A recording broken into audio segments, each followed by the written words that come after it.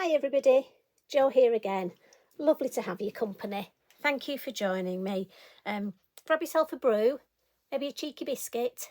Not that we've still decided which one we're going to have we? And I thought we'd make a design similar to this one today. And I just thought we'd have a bit of a catch up, and we're going to do some lovely stencil work. I have to say, I just adore Lavinia Stencils. I'd love using stencils anyway. So we're going to do a bit of a twofer. So we're going to get our free background, and then I can't wait to see what you create with your free background. So I'm not going to go through the products just because I'll introduce them as we're going to use them, and we'll get started. I'm going to put this to one side so I can keep an eye on what I did. You know me, I'm liable to go off at a tangent. Now I'm going to start with a piece of the Multifarious cardstock, and this is 7 inches by 5 inches. Just because with a stencil, I find that's a good size to use. Now this stencil, as you know, I keep mine in these little folders. I just find it keeps all these little edges. If I keep my stencils together, they can catch and get stuck with each other. So I like just to keep them in my little folders. And this one is Flourish. And then we're going to use one of the lovely stencil brushes. Now I have to say these are very soft. Now I don't have one for each colour, but I have one for each colour group. So this is my blue brush. And I'm going to use a couple of Distress Oxides. You can use Distress inks, you can use your Elements inks. I've just gone for the oxides because they're on my desk. But I want to almost have a bit of an ombre with this. So I'm going for Faded Jeans, Peacock Feathers, and then Wilted Violet. I want to come into the purples, the sort of purple end. And if you look at the finished design, we can see where we've got our light blue coming into a bit more of a sort of sea blue, and then the purple down here. And hopefully we're going to just blend it as we go. And what we're going to do is we're going to do the background first. Now, what I love about this stencil is we've got some open area. Now, do remember you've got 2 choices with your stencil. Now, again, I'm going to put mine, let me think. I like the white space here. So I'm going to put it like this. But I need to be mindful not to go over these edges because I don't want a line. Now, also, I could tape this down, but I'm going to hold it. So to be fair, if you're new, and it is lovely that we've got some lovely new crafters that are joining our channel, so thank you very much. If you're new, you're probably best getting a piece. Let me see if I've got some of tape, low tack tape, and actually putting your tape sort of down here. And what it does is it forms a hinge so that you can actually lift your work up and have a look. I mean, as I say, I just get a bit lazy and just hold it, but let's do it properly. Let's put the tape on. Now, I'm going to start. I tend to have my colours down the side in the way that I'm going to use them, just because that's the way it works in my head. And that's just the way I work. So I'm going to start with my lighter colour first. So I'm in, and when I load my brush, I go backwards and forwards, look. So I'm not just loading the edge. I don't want to stipple. I want to actually load my brush. I want to blend the colour. So this is my lighter colour.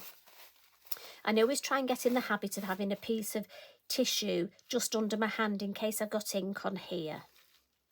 Now, this, if you look, we could catch these edges, so always brush away. We don't want to brush against this and lift it. So I'm going to start sort of about halfway because I want this edge to be light, and I've got the most colour, the most ink on my brush now. So I'm just brushing lightly, and I'm almost going to flick away. Like I say, I don't want to go over this edge, and I don't want to go right up to this edge here where there's a line. Now, you might think we haven't got much on there, but if we lift and have a look at that beautiful.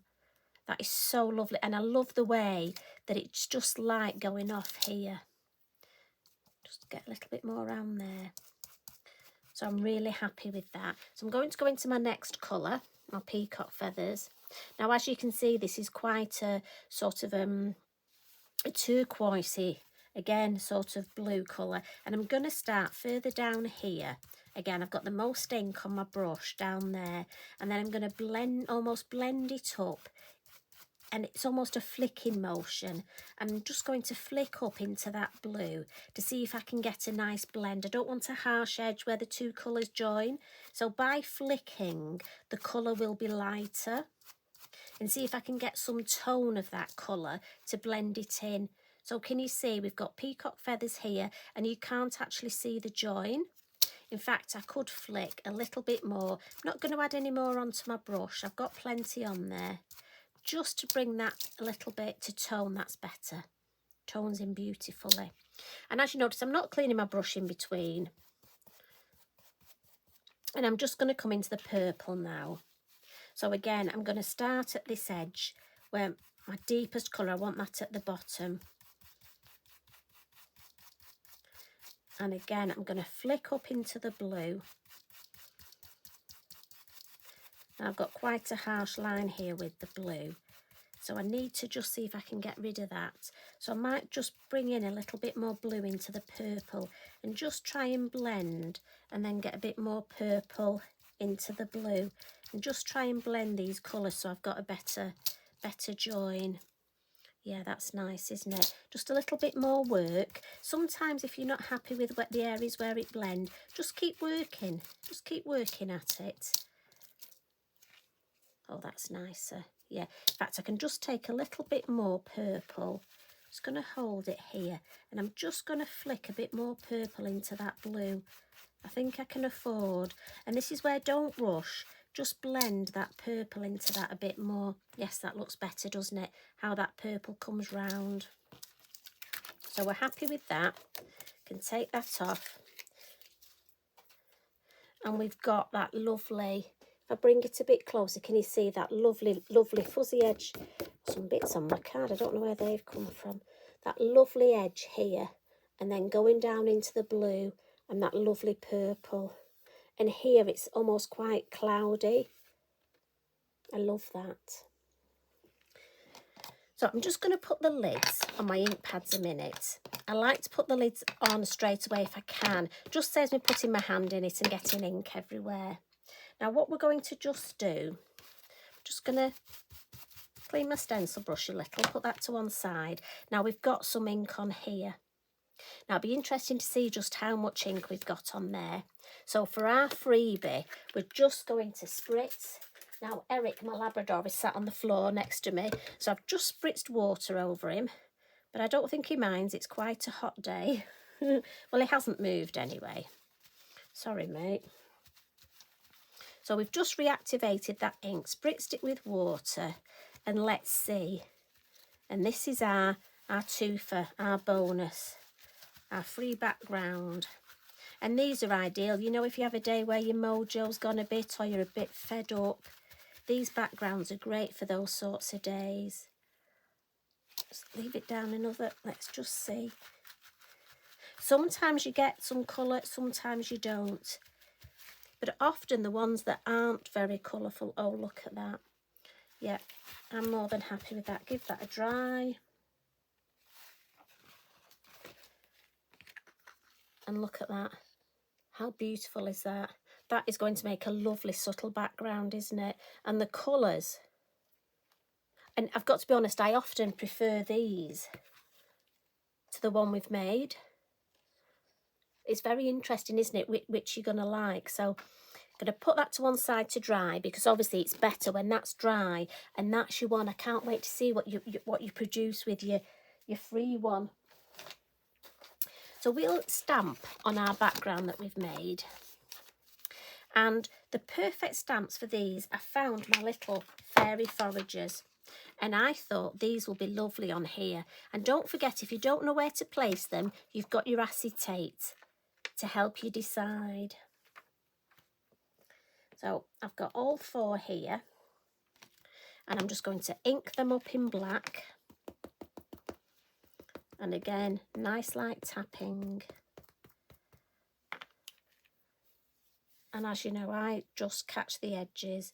It's just something about the way I ink them up. So now on my original, I had her somewhere here. And again, the silhouette stamp, so just give them time to just let the ink soak into your card, because again, it's got to go through the oxide ink. So we'll give her, oh, she's worked really well, hasn't she? So let's have a look. The one with the lamp on. Isn't it funny how we have ones that we specifically, I know we shouldn't have favourites, but we do. These are so tiny and yet so delicate. Right, so we're going to add her lady with the lamp about there. And again, don't be in a rush with your stamping. Make sure you just give it. Oh, by the way, one lady asked the other day why. She noticed on the back, right, so my ink pad, quite often when I'm stamping, I put it that way. And that's purely because I'm used to when the ink pads start to get they're not as juicy, they start to run out. I like to have mine that way, so it gives the ink time to soak to the top of the felt. And the reason I have a date on mine is that I have 2 or 3 ink pads on the go at any one time. And when I'm doing workshops, I like to make sure I take a new ink pad with me and it's not an old ink pad. But also if I want to do some sort of second generation and paler work, I might want an older ink pad. So for me, I just find it useful to put the date on that when I open my ink pad. But it's nice that you ladies and gentlemen notice these things and ask questions. You're very observant, I have to say. So this one, now this is nice. We've got an area there that's going to be nice just to put, going to put her there. I mean, this is such a lovely background, you know. You could even just put a sentiment and maybe a flower. You wouldn't need a lot else with this. I mean, obviously I'm adding things, but you wouldn't have to. I think it is such a lovely, lovely background. And, you know, if you're having a day where you just feel a bit off, you could make yourself quite a few backgrounds and then have some fun stamping them up.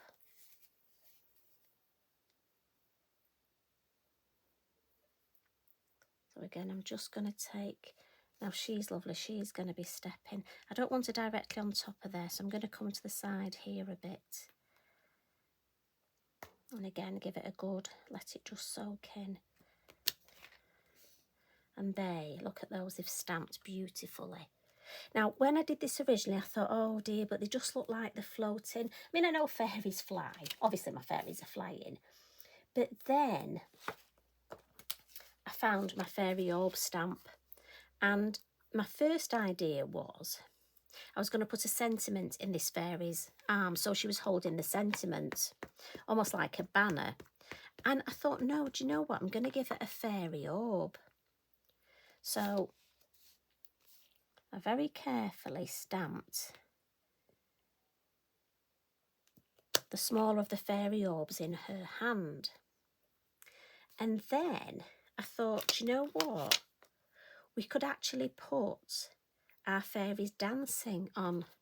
It's quite funny, we had the grandchildren at the weekend and they love bubbles. I mean, they're 2 and 4 and they adore bubbles. You can get all sorts of bubble machines. And the colours in the bubbles are amazing. And I thought, you know what? I'm sure we have fairies dancing on those bubbles. So look at that, that's what we can do. And their feet are just perfect. I'm not going to use the big, what shall we, no, go for the middle one. I don't want 2 big ones together, as it were. So let's stamp up. Now, sorry if my head gets in the way. I just want to actually get her feet so she's tiptoeing on. So I might get a bit of my head, so I'm really sorry if you get my head and my hair. And then we're just going to put her resting nicely on that one. Oh yeah, that's nice, isn't it? And then we'll add a couple of smaller ones just for balance. So let's have one there. And then it's always nice to have designs coming off the page.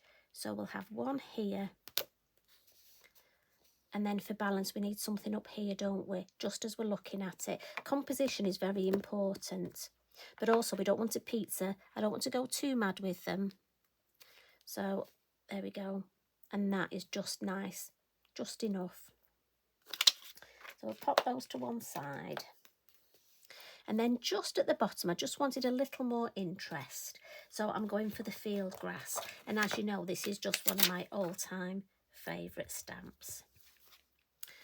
And I'm going to stamp it first in the monarch. We've got purple at the bottom, and it's just to bring in that purple. Often when I'm doing my foliage stamps, I like to stamp in two colours, just because it helps with the depth of the design. So I'm going to stamp in purple. Again, not too many. I don't want a pizza. But then I'm going to come in with my black. I'm just going to give it a bit of a wipe. Get my Inky Binky out, which still, he needs a bath. I need to wash him. And then in with the black. And this will just help with the depth. The black stamping will come to the foreground, pushing my purple grass to the background. And then it just helps with that lovely flowing feel of the grass. You know how it, at this time of year, mind you, most time of year, and I'm actually just going to put one in front of that. In front of that there. And I think that, if you look, really helps with the composition. And it's almost multi-layered now. For a flat piece of card, we've got that depth, which I have to say I'm really happy with. Now you could just leave it like this. And I'm just going to give it a quick blot. I try and get into the habit of blotting my work, because again, your VersaFine Clair is a slower drying ink. But we can add a little bit more. And the first thing I'm going to do with my fine liner is I'm just going to add some little lines where I just want it to look like my bubbles are moving. So it just helps looking with that movement. And then we're going to add some colour. So I'm going to come in again. Oh, nearly spilt my water then. And I'm just going to add Faded Jeans, the three colours we used in the same order. Peacock Feathers, and then my Wilted Violet. And again, my paintbrush is in my water pot, it's always there ready. And I'm just going to add a bit of water to each colour. Clean my brush. Right, I'm going to start with the lighter colour and just go over the middle of my orbs.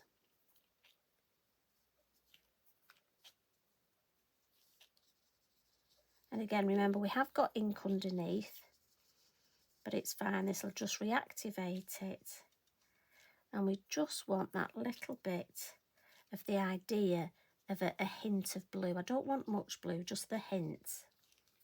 And then I'm going to come in with my next colour and just go around that so it's sort of getting a bit deeper. And again, because it's all nice and watery, these will blend. The colours will nicely blend together, so I don't have to blend them. And when you've got a good quality cardstock, it'll take the water really well.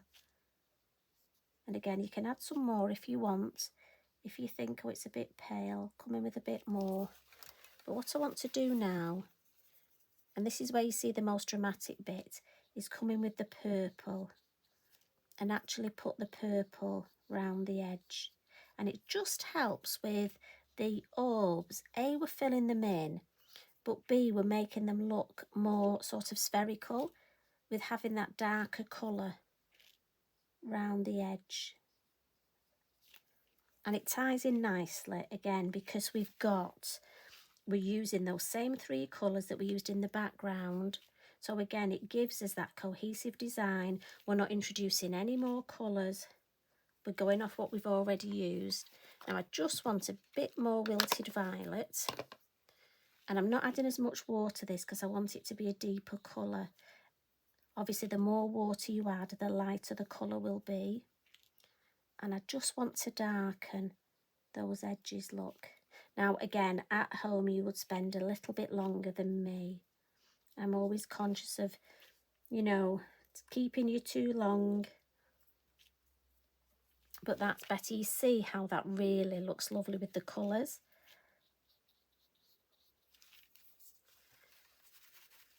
And the last thing I'm going to do, just with a little bit of the light blue, just going to add a hint to the wings.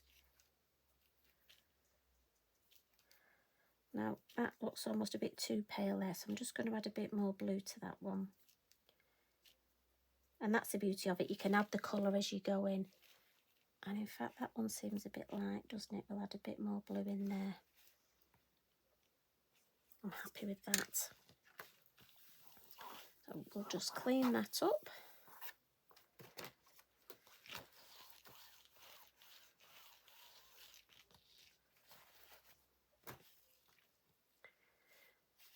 And then just to help with making them look a bit more spherical, I'm going to come in. Now we could get some grey ink and paint some grey ink, or we could use our charcoal pencil. But I've got to be honest, I like these clean colour brush pens because I find the brush marker very useful for this. And this is just a grey, a light grey, and I'm just adding some shadow just round the base of my fairy orbs here. And it's almost, for me, I always have my shadow at the bottom and on the right hand side. Now I can, if I want, add a little bit to the fairy as well. Again, you don't have to go over the top, it's just nice to have a little bit of shadow in. Just helps make her pop. And again, you can go over it again. We don't need to do it too much. There we go. And I love that shadow in. There'll just be a little bit on here, not much. And then next I'm going to come in with my Signo. I mean, these are in all different colours. If you haven't got these, honestly, they're fantastic. They're on the Lavinia website. And I'm just going to add some little dots to my fairy wings. Now, I could add glitter, and we've got some lovely glitters. But for me, I just wanted something a bit more subtle. And so the little dots, and in fact, I've got the, now is this a gold? Yes, this is gold. And I just want to add a little tiny bit round that lantern look. So you see how that, with the wings. And then to help with the fairy orbs, we can add some little dots. Where all these little dots are on your orbs, we can add the sparkle. Go a bit dotty. And it's really nice because considering it's flat, they certainly do look to be raised.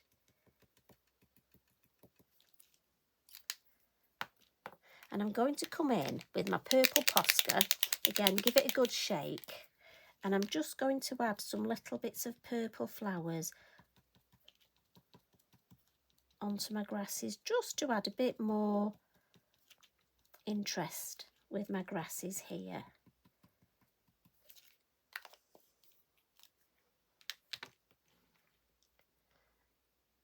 And I think we're nearly done. I mean, that didn't take long, did it? Now, again, for me, it's looking at the different, you can see the lovely, lovely texture behind with the stencil work. Your fairy, I mean, this one especially, if you have a close look at this, it looks so textured. These don't look like the flats. I mean, that does look like a proper shadow, doesn't it? Beautiful.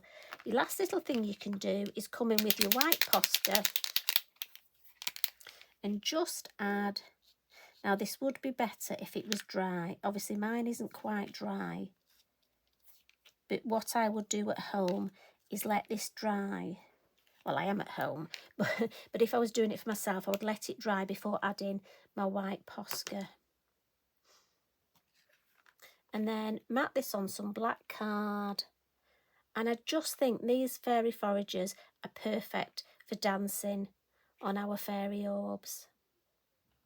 So I hope you enjoyed that. Thank you very much for joining me. There's the finished one, and there's the one we've created today. And don't forget, you've got your bonus background as well.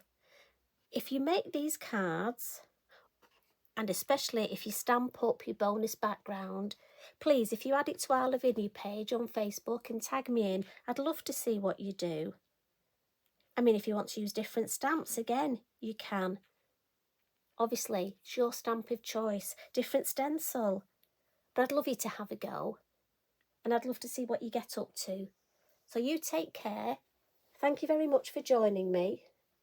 Lots of love and hugs from me. Bye for now.